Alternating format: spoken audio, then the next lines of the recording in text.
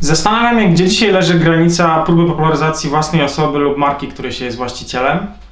I gdzie w tym całym procederze leży granica bezpieczeństwa, bo tak jak przerwanie finału Ligi Mistrzów wydaje się czymś nieszkodliwym, czymś taką błahostką, no, co to może mieć za wpływ na bezpieczeństwo na przykład, to jednak to bardzo szybko może się zmienić.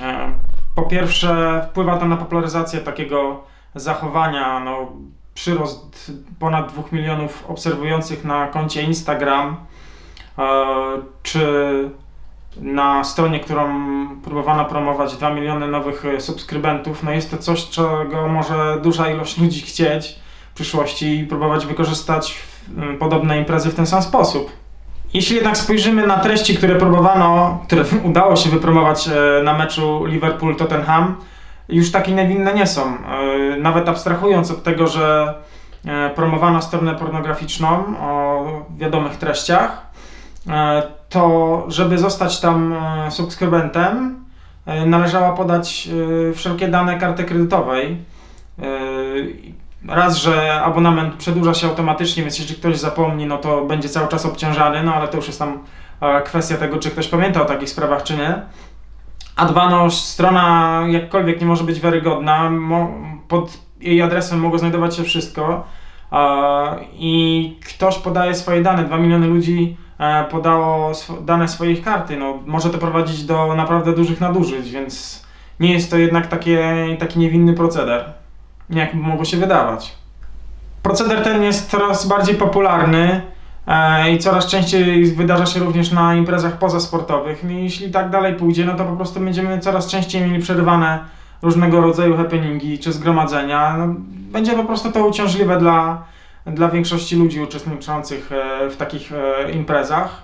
Social media znają jednak jeszcze gorsze przypadki takiej próby zdobywania popularności na tego typu sprawach. No, głośne są ostatnio wyroki sądowe dla pranksterów z YouTube'a, którzy narazili na utratę zdrowia bezdomnych, nie wspominając już o jakimkolwiek poszanowaniu godności ludzkiej. Jaskrawym przykładem są też tak zwane epatostreamy, gdzie epatując najgorszego rodzaju treściami, dostępnymi również dla nieletnich, próbuje się szybko zrobić pieniądz w internecie i na kanwie ludzkiej tragedii zbić kapitał. Dodatkowo z tego, co wskazują badania, spora część młodych ludzi uważa tego typu zachowania pokazywane w patostreamach za coś naturalnego, że tak ich zdaniem wygląda prawdziwe życie, gdzie jednak mimo wszystko są to chyba jednak skrajne i niszowe przypadki, tylko popularyzowane przez różnego rodzaju social media i przez to wchodzą do obiegu publicznego i wchodzą w umysły takich dzieciaków, które potem po prostu zaczynają się do tego przyzwyczajać. I niestety w pewnej mierze również zaczynają je popularyzować i wprowadzać w swoim życiu. Najsmutniejsze jest w tym wszystkim, że sami ci prowokatorzy nie byliby w stanie zdobyć takiej wielkiej popularności, jaką zdobywają, gdyż uczestnicy tego meczu, czy osoby oglądające w telewizji mogłyby w zasadzie zignorować owy incydent, gdzieś mignęłoby im logo na koszulce, jakaś półnaga kobieta, zapomnieliby prędzej czy później o tej sprawie. Nawet jeśli chcieliby zdobyć owe informacje na temat, kto to był, jaką stronę promowała i tak dalej, mieliby dosyć ciężko.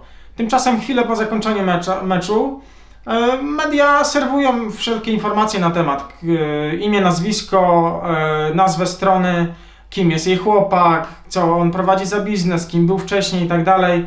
Mają dostęp do całego pakietu, darmowa promocja ze strony mediów, super sprzedają się przecież artykuły świecące jej gołym tyłkiem czy półnagimi piersiami i jest klikalność, więc idziemy w to, produkujemy. Na dzień następny, za 2 dni jakaś inna informacja, że tu zbanowano konto, tam je odblokowano. Przez tydzień kręcony jest hype na ten temat.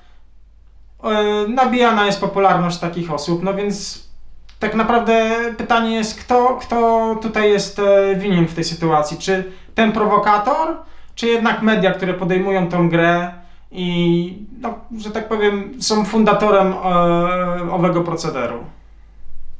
Oczywiście ja też mówię o tym procederze i można powiedzieć, że również popularyzuję ów fakt, ale jednak zrobiłem to, żeby powiedzieć parę słów na temat, co myślę o tym całym schemacie, do czego to może doprowadzić, i celowo nie używam żadnych zdjęć owej osoby, ani nie podaję jej imienia, ani nazwiska, tak żeby no, nie popularyzować takiego zachowania.